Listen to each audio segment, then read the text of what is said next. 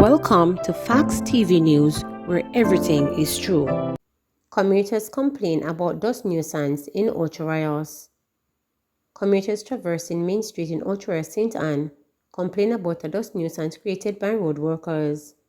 Both tourists and Jamaicans alike had to take evasive action as the wind sent dust all over. "This thing for do one night," a man exclaimed. "Look pon the tourists pon the road, and them a do this now," he continued. Cruise ship dock in Ocho Rios today.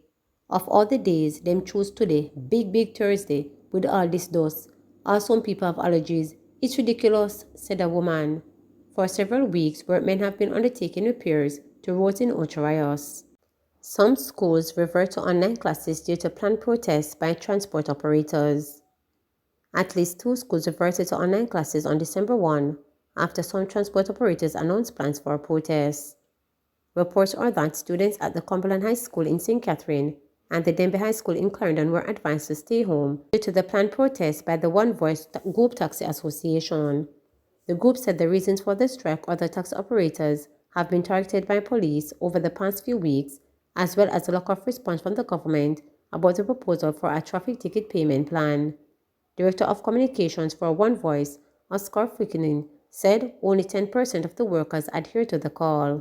It is physically in operation over the last 2 weeks, where our members are being arrested on warrant. And if they don't have any warrant, they are taken to Election Road, where they are processed to find out if they have outstanding tickets. So with all of that fear, it has become a crippling thing to the sector. And so I've advised our members in the public transportation sector to withdraw their service by staying home. Well, it is ongoing, but I must tell you the report I'm getting from the 14 parishes, which we have representative in all parishes, is that it is somewhere about 90% of the operators are at work. It is only a 10% that are staying home. The 10% that is staying home, I am expecting them to be staying home tomorrow. And I am expecting that by we get to tomorrow, Monday and Tuesday, there will be more people that will be staying home.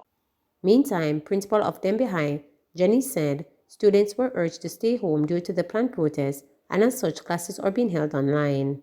Some of our parents sent us messages alerting us to the possibility of the strike from as early as 2 o'clock this morning.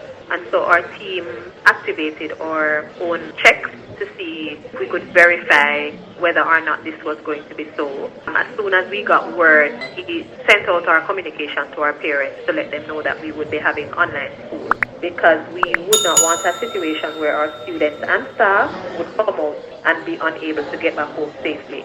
And so we were seamlessly able to move into that, and our classes have been in session from 8 o'clock this morning. Cruise ship docks in Port Antonio. The Serena cruise ship this morning docked at the shipping pier in Port Antonio, Portland. The vessel, which has 509 passengers and approximately 340 crew members, docked shortly after 6 a.m. President of the Jamaica Union of Travelers Association, Portland chapter, Lawrence Gooden, said that the tourists will visit several attractions including Rio Grande rafting, Reach Falls, and Portland highlights such as Titchfield, Peninsula, and the Folly Great House. This is the second cruise ship that has visited Port Antonio since the start of 2022. Gooden is optimistic that there will be an improvement in cruise ship arrival in the upcoming winter tourist season for Port Antonio. Strife rocks Homestead as meeting ends in stalemate. A meeting between Education Ministry personnel, trade union officials, and disgruntled teachers at Homestead Primary and Infant School in St. Catherine has failed to quash concerns. Teachers dressed in black staged a sitting at the Spanish Town School on Tuesday in protest over the handling of the disciplinary matter involving a student at the school. The grade 3 boy, who was reportedly disciplined by a school teacher, allegedly hurled a stone inside the classroom, injuring the teacher and 8 other students in the classroom, reportedly kicked and slapped another teacher. The teacher was taken to hospital where she was treated for injuries to her mouth. A member of the teaching staff requested not to be named and attended the meeting told reporters that no resolution was reached. What transpired was a promise to meet with us and the representatives of the JTA at a later date to iron out the problem, said the teacher, referring the Jamaica Teachers Association.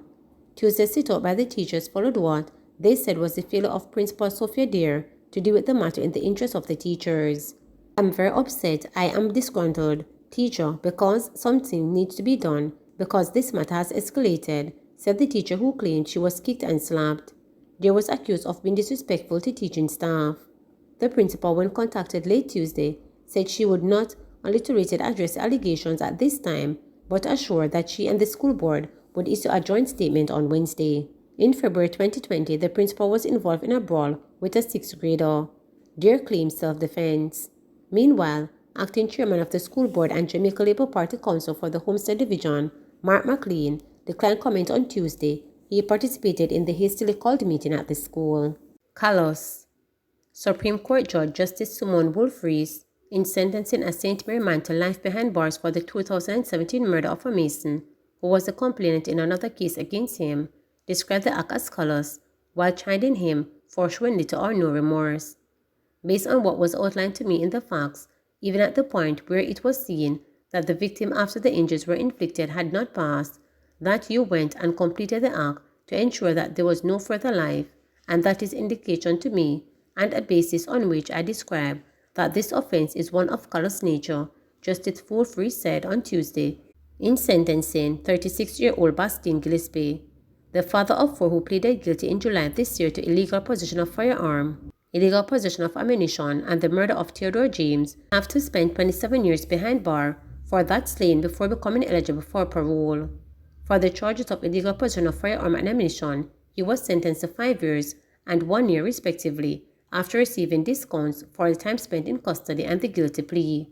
The sentences will run concurrently, making it so that he will spend the longest of the 3, which is the 27 years before being eligible for parole. Justice Wolfreys said that in looking at the circumstances of the case, which he saw that this man knew James and was before the court with him in relation to another matter, seeking him out and ending his life, could not be given a lesser sentence.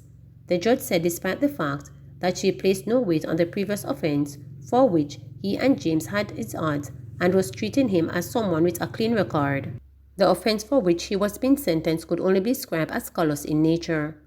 We must be able to have differences with persons in our communities and be able to resolve these issues without going down the road of physical harm. We must be able to recognize that we are going to live amongst people and have differences with them, she scolded an impassible man who sat unmovable in docks blinking intermittently. We must be able to recognize that sometimes we may believe that we are wronged. How we address those issues is important, and therefore I am of the belief of the circumstances where it is that you and the deceased had a matter before the court. It says to me that you show scant regard for the very process that you should be engaged in resolving the matter, the judge continued.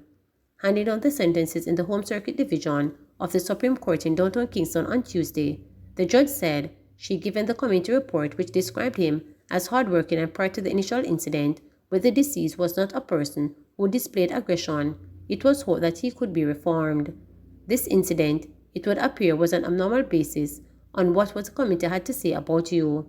I hope that in the time imposed, you will find your way, that this sentence will be a sentence that you will be rehabilitated, she stated. According to police report at the time, the body of James, who was last seen sometime after 10 a.m. on Wednesday, May 17, in the Gale community boarding a cab, was discovered the following morning by residents of another area who saw ammunition and a trail of blood in a section of the road of the community and called the cops. Their search of the area led to the discovery of James' body, which had multiple chop wounds, gunshot wound along a riverbank. The person accused was subsequently arrested and charged. Please remember to subscribe, like,